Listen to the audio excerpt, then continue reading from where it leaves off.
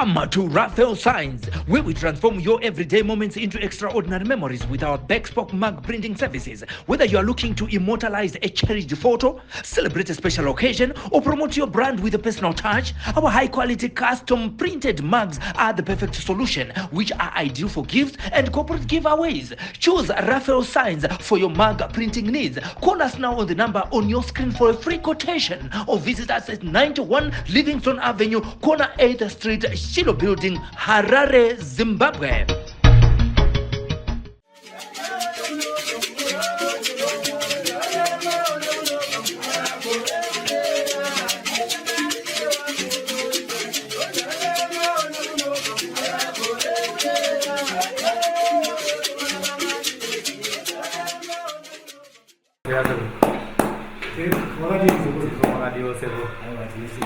Tinotenda arisei mabasa kuno tinotenda vazukuru vamwe vari kutitumira manhume vachitaiwa ndakasvika kwasekuru ndakabatsirwa tinotenda nokubatsira kwamuri kuita vazukuru tinotenda aiwa pakanaka takutsikai nhasi tadzoka kumatare kwenyu tambotiya tane mazuva tisina kudzoka tisina kusvika kuno kwakamira sei semazuva ese tiri kuona mune vazukuru mudare zvakamira sei nhasi kutanga kuuya aiwa pakanaka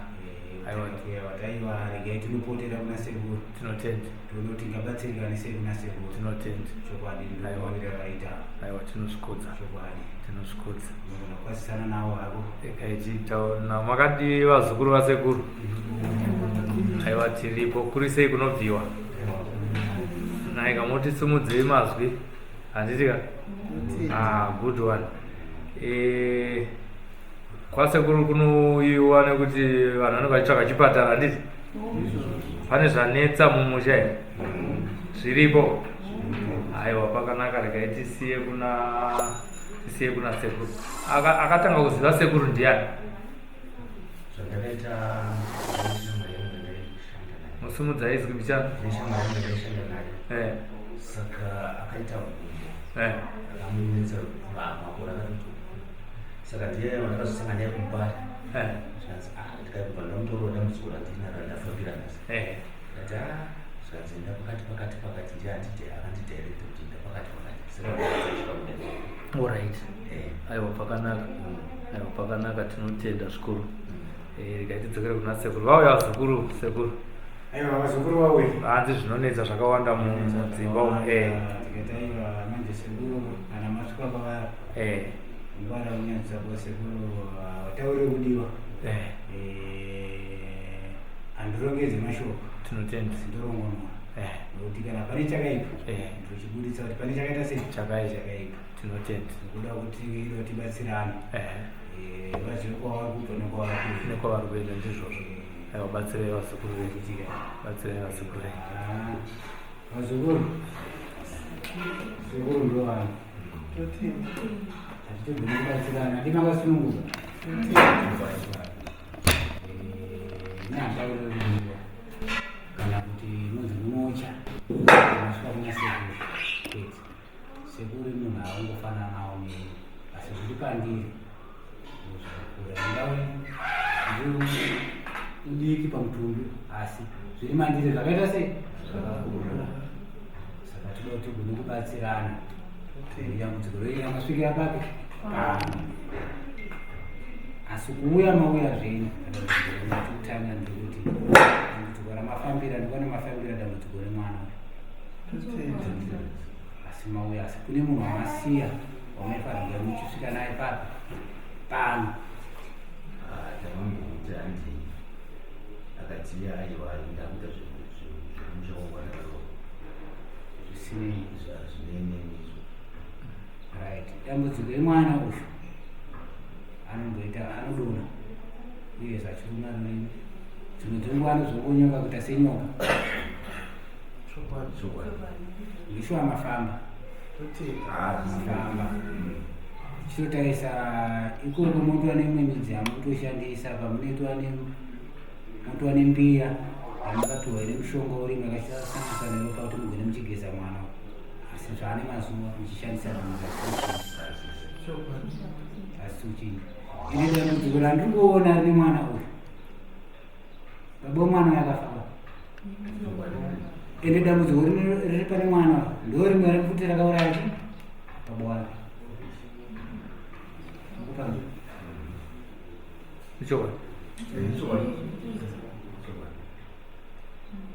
asi ndati kana masvika pano ndogona kupenderai dare renyu kuti mugone kuona kuti mukubva kupi mukuenda kupi togona kutipedze dambudziko nechi ine mwana asi zvanhasi kudzi inopera handipedze nekuda kwokuti iwe unogera apa hanzvadzi yako ndikuida pa ndikuida papi ndiani ane unziri ikonzeresa chi ndiye akaita futi zvekuti baba mwana kuti aita sei ndiani mabasa api asi kuti ndigone kutekedza matarangu kuti pedze dambudziko riri pane mwana ndiri kudayani hanzvadzi yako igone kusvika pano handisi kuti munokwanisa here kuisimudza kuti usvike panapa tichatomira-mira sekuru tichatomira-mira kanasomutedzi kusvikira abvuma kutanga here kwezvinza zvandikutaura kutanga here takambozviita mumapostori tikapuwa mvura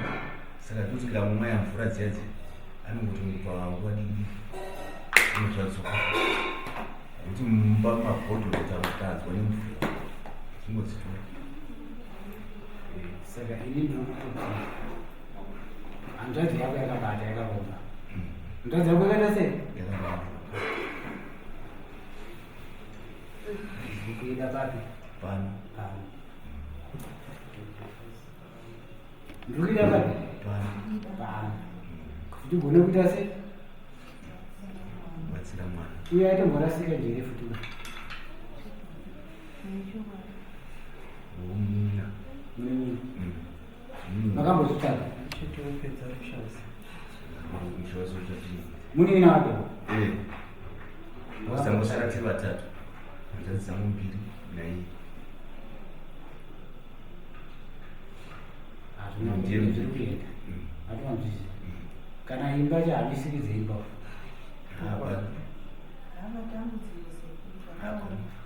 nguva zhinji chaindi kutoti kana akatorara mumba toipedza aitanga akarara nemurume achizomboona mumwe apa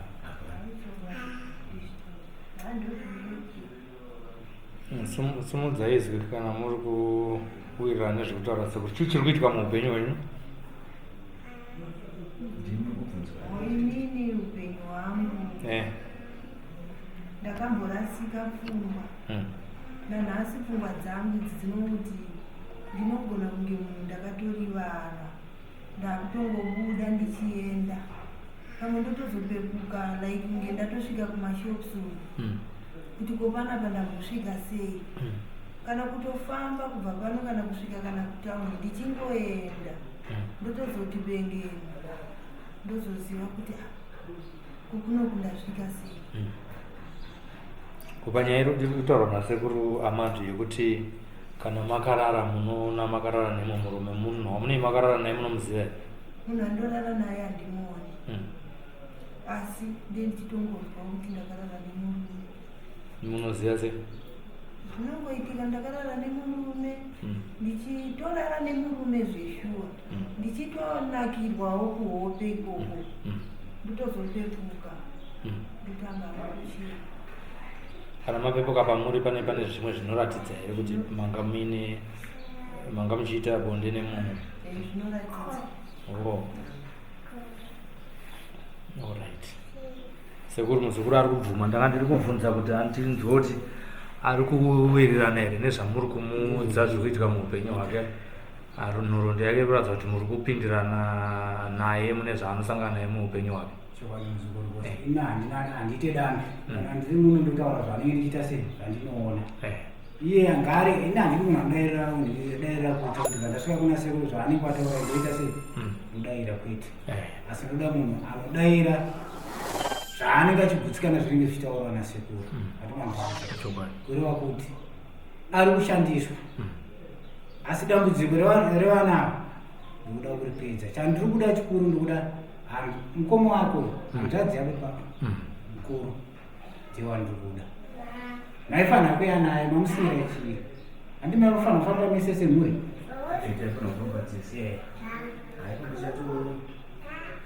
asi ukuti chatotsaganzira dzokuti timunyengetedze aiwa hamunyengetedze munyengetedza muroi ini ndiri kuita kuti agone kusvika pana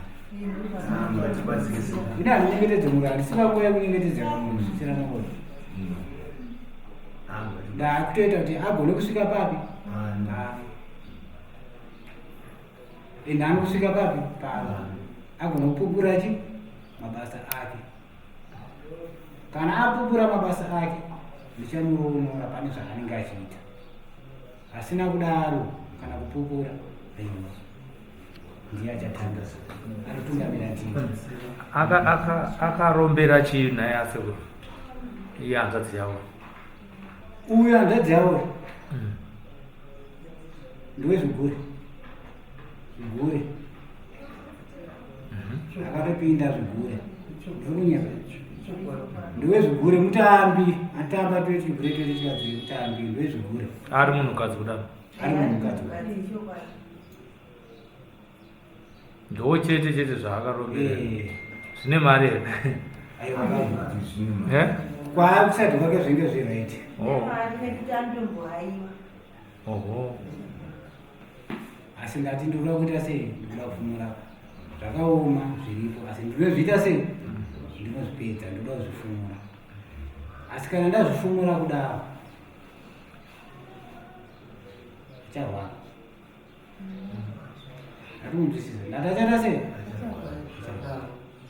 mwana wangu wandatoti ndiyo wadasirwawo angasina mazuva ode aitotarisira kudona kwanga achaita papo kunzi adona kuti zvakare amachakutombobata pana madonero akaita svondo rakapera arudona ndova aiwa ini ndokubatsiraira zvikuru ndati ndipinde nemo ndigone kukuonesai hongu masvika pana sekuru ndine zvandichaita zvangu zvishoma shoma zvamupa mushonga kuti anogona kuti asekugesa asi pandiri kuda ndepokuti muroi agone kusvika papi ndoda kuti muroi asvike papi asvika pano uchipupura ega togona kuita sei kubatsirana handimazwisisa asi kwanhasi ndichagona kupai mushonga kuti anoita sei anogesa iwe wacho futi wanawo kutirire sei unogesa handimazwisisa zeni kana magesa ini ndire zvandikukupai zvandichakuitirai handiti hamusi unotaura nemunhu but iye kanofanira kuva pamunhu basa remuroi inindoriziva nditori muroi wemuroi handimazwisisa ndikurirasi ndoda svike papi svike papi muchauya naye papi handadzi yakuenda muchauya naye papi ane nguva yakadii mwana zvichidai achidoro makore mairi zvinowanzoitika nguva i kazhinji makuseni munge zuva rakunoira ko kana ari kuchikoro kazhinji kacho kana kuseni pamwe asati akuda kuenda kuchikoro ndopaanondoita nguva dzekunyanya kwake kana mwedzi unogara futi kazhinji kacho saka zvikuru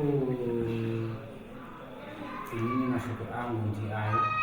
zvamanzwa nezvamusina kugutsikana kana musina kugutsikana nazvo garai maramba asi ngati muri wenyu oda svike papi musamuro wenyu muri muita sei muri muziva mafamba hongu mafamba apana akuichinda asi dambudziko hamusi kuita sei asi ngati ndinoda kuita gobe tusenda kuti muri wenyu agone kusvika papi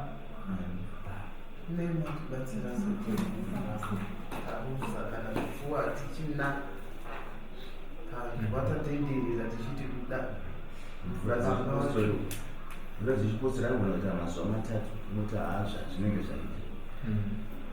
azvingopera nemvura azviperi muzviguru nozi munhu akabata ndakataita sei akabata saka chandiri kuda ndikuti andisara komeniziva ndachaa uyapa lama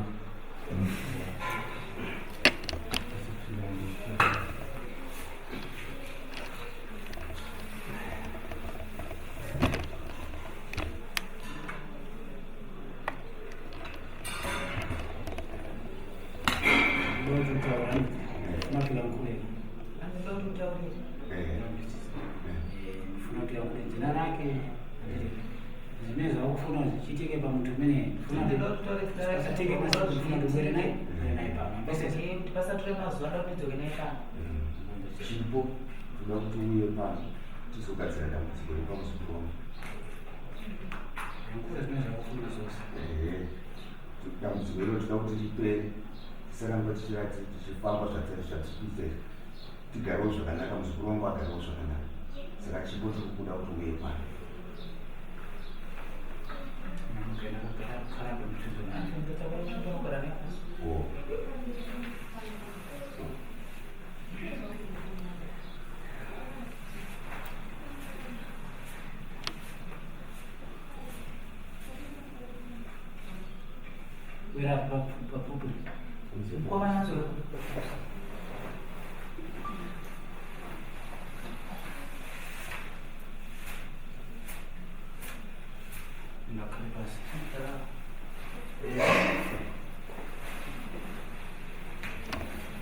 Uniaman,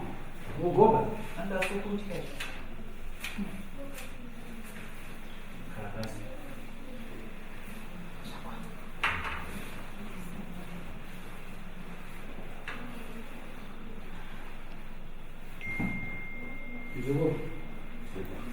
Uona tsvimbo yakabate ndiona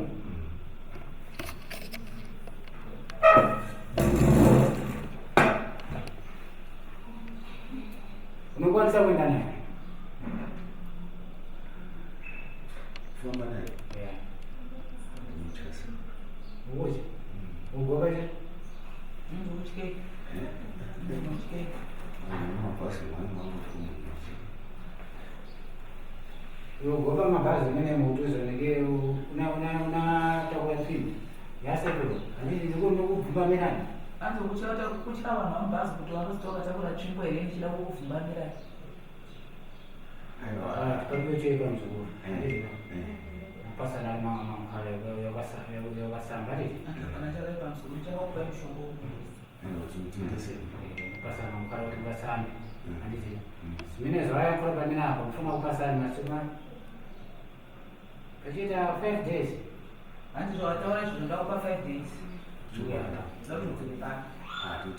ndosese mbwera naimvikani pamene pakumatayankula zimene zose zvikubvuta zose zvaari kuchitisa zimenezo anenge ari kana arikuita sarikuyankulazvese zvaari kushandisa kutambudza vana wambera matanimendati 5 days kupasa mangala tungasanganidzira kupa 5 days nzore pano nokupa mushoko womugezi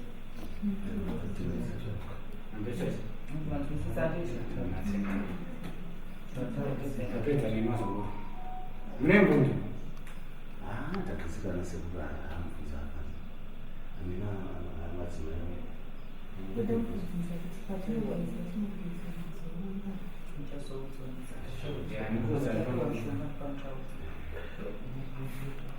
asina dambudziko rekunyaya kuti shungurudza ndere mwanai atikambopedzerwa idu irori pamwe tingazoona idu zvinhu zvinoterasanataura imimba mwana ndida kudza chidambudziko ramafambira pano ndire mwana bati haangasiri mwana achiti andimukona nenyaya iyoyo ndati inini ndikuita sendikubatsirai dambudziko iri riri mwana wandishwamapogara ndakudza kuti mafiro akaita baba wake ndio mafiro angaita ndi dambudziko riri mwana ndio dambudziko na baba wake ichokwadi sandoda kuipedza kapi pamba asari kukonzeresa hangadzi yababa wako mukoma wake ivi ndiani chi ana mabasa shingira munhu womukadzi kuita semunhu womurume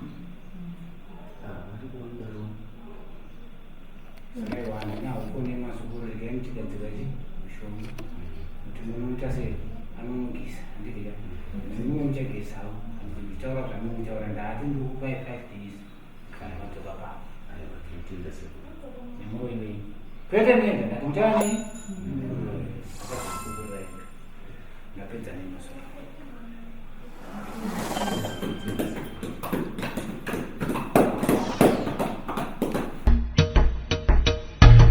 Come to Raphael Signs, where we transform your everyday moments into extraordinary memories with our bespoke mug printing services. Whether you are looking to immortalize a cherished photo, celebrate a special occasion, or promote your brand with a personal touch, our high-quality custom printed mugs are the perfect solution, which are ideal for gifts and corporate giveaways. Choose Raphael Signs for your mug printing needs. Call us now on the number on your screen for a free quotation, or visit us at 91 Livingston Avenue, corner 8th Street, Shilo Building, Harare, Zimbabwe.